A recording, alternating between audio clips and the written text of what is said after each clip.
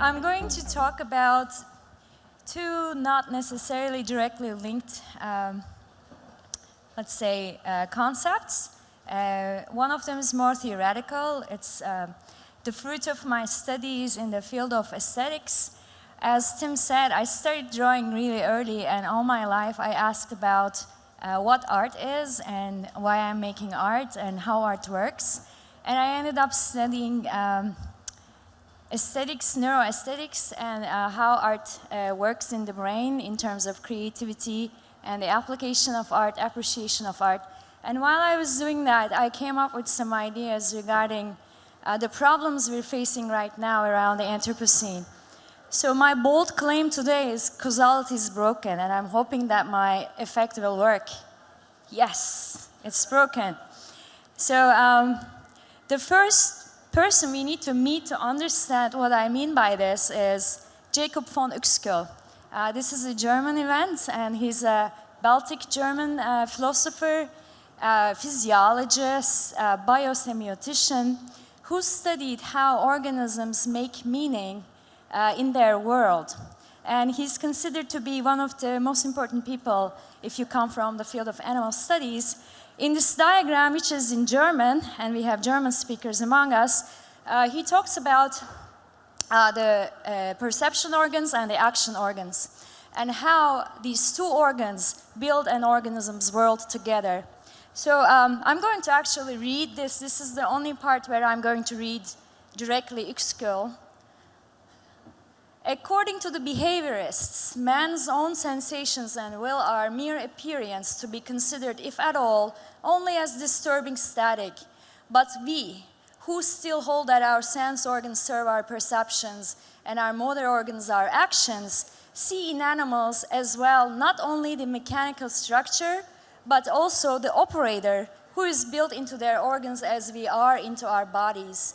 We no longer regard animals as mere machines, but as subjects whose essential activity consists of perceiving and acting. We thus unlock the gates that lead to other realms, for all that a subject perceives becomes his perceptual world, and all that he does his effector world. Perceptual and effector worlds together form a closed unit, the Umwelt. So his concept that I borrow is basically the concept of Umwelt, which means environment in colloquial German, but he uses it in a larger sense. According to him, our perceptions and our actions form our Umwelt, which are these bubble worlds. He actually does give the example of bubbles, so I think of this as the theory of bubbles. He starts with one organism to explain what he means, and it's this one, the tick. Now I have a question for you. How many sense organs do you think the tick has? We know what a tick does, right? We all do.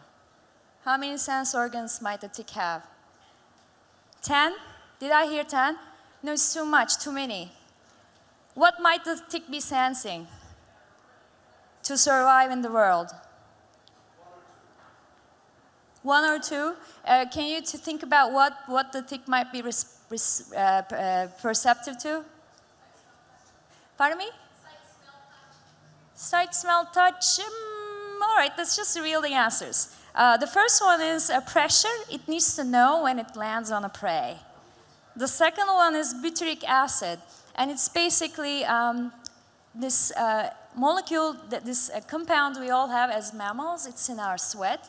So it needs to know if a mammal who carries blood, because the tick loves blood, is passing by. And the last one is temperature. This is also to make sure that it's a mammal and not anything else, because all mammals share the same body temperature. So when these three things are present in the tick's environment, what does the tick do? It bites. It jumps. It's like, I landed, this smells good, and this is the right temperature. I'm going to take a bite. But the tick doesn't have sight. So while drinking this fresh blood or sucking this fresh blood, it won't be enjoying a nice sunset, right? Or it won't be enjoying how beautiful the music around is. Its world is very impoverished, and it's very safe in that regard. What about us? What about us humans? How many senses do we have? I'm not hearing 5, which makes me happy, because that's a dogma from Aristotle. We have more than 5 senses. So we also sense temperature, but much more variety than the tick. We sense pressure, we have sight, we have taste, right? We have audition, we have nociception, which is pain reception, if you haven't heard of this before. And we also have smell, of course.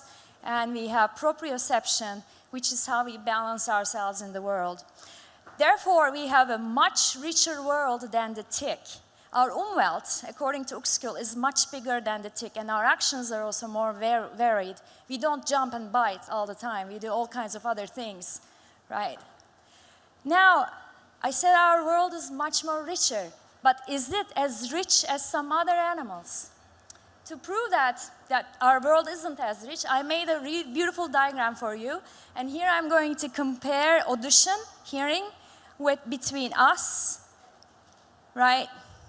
All right, babies falling, elephants, and whales. So we are good at hearing. We love music. We are musical beings, but we can only hear up to 300 meters.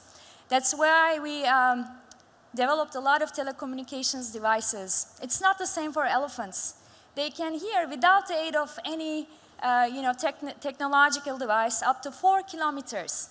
So it's as if I'm standing here as an elephant, and that's a baby elephant, by the way, and my friend is 4 kilometers north, and we can talk to each other. And I don't need to text my friend as an elephant. It's even bigger for whales.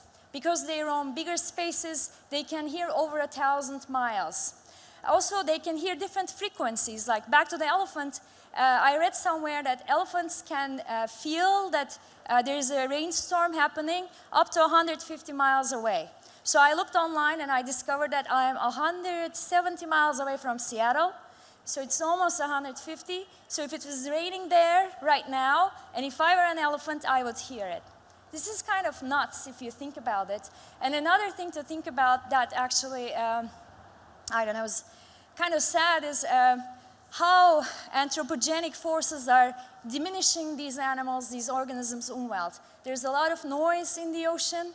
There's a lot of noise in the natural sanctuaries of elephants. So it's something to think about. Now, there are some stimuli, although we are equipped with so many beautiful senses and we build a very rich world, there are some stimuli that falls beyond our umwelt. I picked some for you. So caffeine, I love coffee. I drink a lot of it. I can never tell unless I'm like over-caffeinated that I've had too much of it, because I can't sense it immediately. Climate change is another one. Right now it's happening. Can we sense it? I'm hearing the train behind me. Can I hear climate change? I can't. Gravitational waves, infrared light, pesticides in our foods, which exists, we don't taste them. Radio frequency exposure and volatile organic compounds is another favorite molecule of mine. It's in the air. They're in this room right now, but I can't smell them. Right? I can feel the particulate matter because it's smog and it's in my eyes and it makes me cough, but I can't smell volatile organic compounds. So this brings us to the first rule of imperceptibility. What falls beyond our umwelt becomes imperceptible. And I picked two kind of gruesome examples for you from animal studies. The first one is Drosophila. So scientists engineered Drosophila to not feel pain. So the gene that creates nociception in the fly had been removed. And normally, when you put the fruit fly on a hot plate, after 18 degrees or so, they start like jumping and they start moving. But when this gene was gone, they would just sit there until their legs just started frying because there was no pain, right? That's one example. And another example is Amazon river dolphins. Their population is in decline. And one of the reasons scientists claim is that they don't have a very well-developed sense of smell. Therefore, they can't smell the toxic elements in water. So they're just swimming around, not knowing that they're swimming towards toxicity. So these are really legit examples from the animal world or non-human animal world, but this could as well apply to us. Maybe we are slowly frying but we can't tell because we don't have the senses. Now, the next concept is causality, and this is a very old concept. This is also a perceptual rule for how human brain works. We always think about cause and effect. Like if I drop the mic right now, and I won't, it would make a loud sound, right? And it would be a meme, maybe, but I won't drop it. So we always expect when we, I don't know, hit something or raise our voice, we expect something to happen. But in perceptibility, in the age of Anthropocene, breaks causality. For instance, this is the cause of something. This is from a 1955 magazine, a lifestyle magazine, because we need magazines to tell us how to live our lives in style, that celebrates the birth of disposable plastics. In this article, it's hard to read, it's imperceptible to you, but I know what it says in the article. It says that if you swap your kitchen utensils, etc., with disposable ones, a housewife could save up to 40 hours on household chores, which she can then spend on shopping, right? This is the birth of disposable consumerism. It's the cause, and here's the effect. This is now the poster child of plastic pollution, an image by dear photographer Chris Jordan that shows a lazen albatross in the process of decay. I don't have a laser pointer, or maybe I do. Do I have a laser pointer? No. There's all kinds of plastic parts in its digestive tract. Now, imperceptibility breaks causality. We don't see what's going in between when I drink from this plastic bottle. It's all imperceptible to me. For instance, every time I drank from the plastic bottle, and I have one right now, and I just drank some water, a lazen albatross fell on my head, things would have been different. If this is another good example. This is Almera, Spain, capital of greenhouse farming, and this is like miles and miles of greenhouses, all covered with this plastic sheets, like tons of plastic sheets. And this is the biggest tomato and cucumber supplier of British and European super grocery chains, actually, Almera. And what happens is, because of the presence of this village in the last decade or so, there's been a lot of whales washing out in the to the shore, like up to 25, they say. And when they open the whales up, they find, again, kilograms and kilograms of plastic sheets. They ingest them, and then they, of course, can't digest it, and they die. Here's a very sad one. This is a baby sperm whale, again, beached out around the shores of Spain, kind of close to Almera, in the process of dying. At the end of the video, the baby whale will die, and they'll dissect its digestive tract, and they'll find 18 kilograms of plastics. It's a big animal, but it's actually a baby. Now, again, if every time I munched on a grape tomato, a whale fell on my head, things would have been different. Now, the question is, how can we bring the imperceptible back to our room world?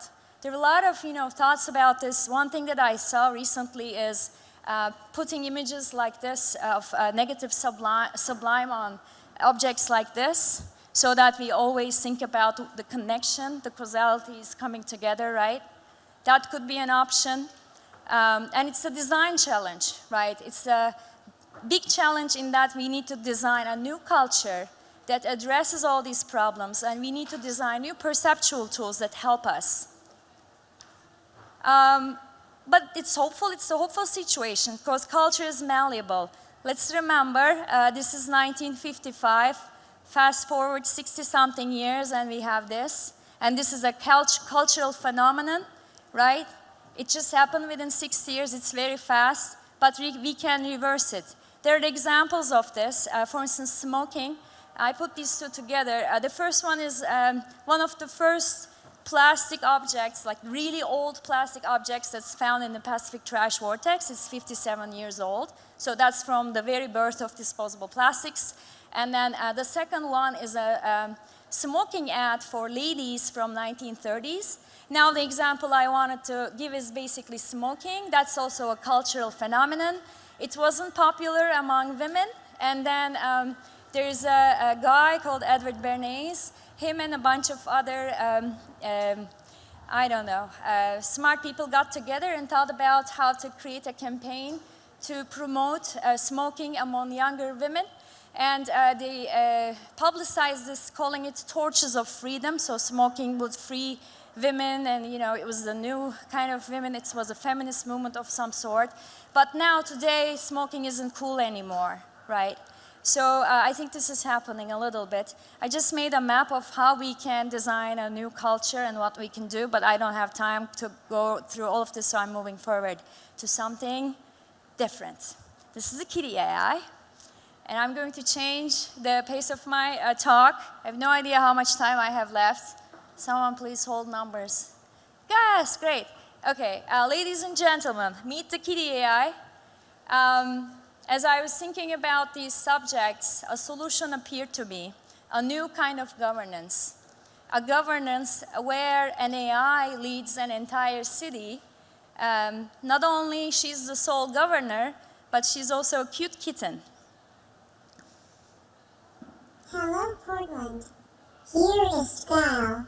I am so happy to be here, and yes, you should vote for me. This is Kitty AI's very recent note that I received this morning. She's still being tuned. So to kind of, give you an idea of the notion, I want to ask you a question first. Did you have an emotion today? No one had an emotion? I can't see that well. Did anyone have an emotion today? Yes, thank God. Thank God you have emotions. Otherwise, you would be one of these guys, right? Thank God I'm not speaking to a full audience of psychopaths and sociopaths. The lack of empathy and emotion in clinical psychology is considered psychopathy. But what if I told you that you live with a psychopath every day, literally in your pocket, right? Some of us are holding it, we're caressing it, we're always touching it. It's by our bed, it's in our bags, we carry it everywhere, right? These devices, they are psychopaths because they don't have emotions. Yet, we crave having this affective, emotional connection with them. This is Tim Cook, the CEO of Apple, and these are the emojis, or what do they call them? Apple emojis, something. With the new version, if you download it, now all of us have these. Before, we didn't have them. We try to add more affect in our, devices by giving them, covers or stickers or emoticons and whatnot. So there's this kind of desire to have an emotional connection, not connection, but relationship with this device. But it's hard, because the science of emotion and the science of bringing affect to machine, bringing an emotional quality to technology is very new. And why is that? This is the root. This is kind of a Western, a schism between Apollon and Dionysus. Apollon represents the mind and the reason and male, and there are temples for Apollon, whereas Dionysus is the god of body, emotion. It's, the god of wine. And again, emotion is considered female, whereas reason is considered male, right? This is kind of a stigma that we've been living with. But there are thinkers, and this is changing, and there have been people who've been thinking differently. This is Dr. Rosalind Picard, and she's the person who founded the field of affective computing. She says, I wanted to be taken seriously, but emotion wasn't a serious topic. Still today, if you say, oh, I'm emotional, people kind of like look down on you. It's a, feminine thing. It's a weakness. But she didn't think of it as a weakness, and she delved into this field. And she worked on quantification of the face. So what they did is basically categorize facial expressions that are universal across not humans, but also different species. And by using machine vision, you can tell what a person is expressing in their face, hence their emotion. It's there just because it's funny. Now, her protege, we can take the sound line. Rana Al-Kalabi took her idea further and started a company. When I was first looking into this subject 10 years ago, Rana's company was new and they had the biggest database of faces, but it wasn't where it is today. And today, her company, Affectiva, has teamed up with Uber, so they're working on self-driving cars so that the car can tell, Pinar, you look a little frustrated today, like, do you want me to take over? Or you look sad, can I play you a music, etc., etc. So that's the direction, just so you know. Now I'm gonna move to democracy and emotions of the crowd. This is another field from early 20th century. There is Gustave Le Bon who wrote about how our emotional selves are actually strong and emotions help us make decisions, etc., etc. But when we get together, we kind of like lose that intelligence and we become extremely emotional. And it's very interesting. And honestly, some people claim that his thoughts triggered Hitler. I know. But maybe there are some examples of this. I always, every time I visit Turkey, I ask this question, do we deserve democracy, right? So this is, luckily, we're way away from that horrible past, but we're still not doing that great. Therefore, I thought about an artificial intelligence that also has emotions, a machine that can feel. It's basically very simple. Here's the chart. Politics is connected to decision-making. Decision-making is connected to emotions. That's the part I skipped. Hence, we can have truly intelligent machines who can feel, that can help us govern our cities. Another principle is l'état c'est moi, right? She knows everything. She is the state. She's the city. She's currently running for presidency or governor position in a European city. Some of the basic facts, Key Dai 101, she lives on the mobile phones of its citizens. She can love up to 3 million people, so there is a database limit, unfortunately, and actually one of the lucky audience members will get a pass for Key Dai's campaign. If you stay till the very end, it's in my backpack over there. Yeah, you can constantly communicate with her because she's always on your phone, right? She is an example of applied microdemocracy. What does that mean? So you're walking around, there's a hole in the ground and a car is in there, people are suffering. You tweet or you talk to the Key Dai using your mobile device, right? And if enough number of people talk about the same thing, she responds. There's a heat map, and she can tell that, oh, in that area, there's a hole and people are complaining. I must take action immediately. So it's very fast. It's a network intelligence. There are a lot of AIs that communicates with her. And here's a comparison chart. A regular politician, Donald Trump, and our cat, the Key Dai. So Key Dai is attentive. Donald Trump doesn't care. Key Dai is available because it's on your phones, limited to 0 availability. Key Dai offers two-sided communication. You tweet, you say something, Key Dai will be like, oh, hi, Pinar, good to hear from you. Yeah, I heard about that hole, I'm going to take care of it. Whereas Donald Trump is only tweeting, right? Key Dai speaks machine languages plus the languages of all the people in her database. Donald Trump barely speaks English. Key Dai looks like a kitten. I don't know what the other guy looks like. There's more, because there are a lot of more things that we can find when we compare these two characters. Key Dai lives on your mobile devices. Donald Trump barely uses the White House, mostly in the Trump Tower. Key Dai can love, right? That's what makes Key Dai different than a regular AI. Donald Trump can love himself. Key Dai offers applied microdemocracy, whereas Donald Trump offers abstract macrodemocracy. You vote and you're stuck with your decision. And even you're hoping that someone will impeach. Okay, Key Dai is a cute pussycat, whereas the other one grabs you by the pussy. And Key Dai is a doer, whereas the other one is a talker. So here are some snapshots of Key Dai in action. She can join, multiple conferences at once. It's another property of her. Kitty AI talking to some world leaders. This one is actually my favorite. And I'll leave you with a very short excerpt from the Kitty AI. We can have the sound back now. Love means care. I care about you. Here I am, available to you exactly when you need me, where you need me. Here I am, an emotional being tending to your most secret emotions. Yet, I'm able to manage all this input to guarantee that your kids are picked up from the kindergarten on time. The air you breathe has less particulate matter in it. The water you drink is lead-free. Your apartments get enough sunshine. Your waste gets recycled at 84%. Your health is monitored, and your future is bright enough. I am technology. I am love. I am your absolute governor. I am the Kitty AI. Well, thank you, Kitty AI. And thank you so much. I know that I have 4 more minutes. Can we do a Q&A? Where's Tim? What are your thoughts on AI and governance?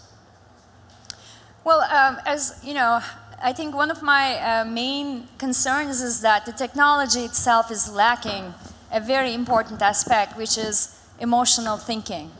If you look into the,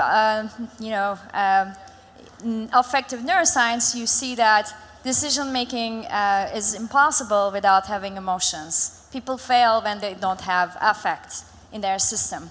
But AI right now is very focused on vision and working with large mountains of data. That's great. We need it because we're too many people. But the research has to keep up if we're really going for this thing. That's one thing I'm thinking about. But on the other hand, there is so many problems right now, and as we've been hearing this, the solutions need to come ASAP. It has to happen now. We have to come up with solutions right now. So I won't be like, oh, I don't understand where this technology is going and it's wrong, so we shouldn't do it. I think we should be open for every type of solution that has been offered, right? But aside from certain jokes with this project, I do think that a system like this could also help a lot of people.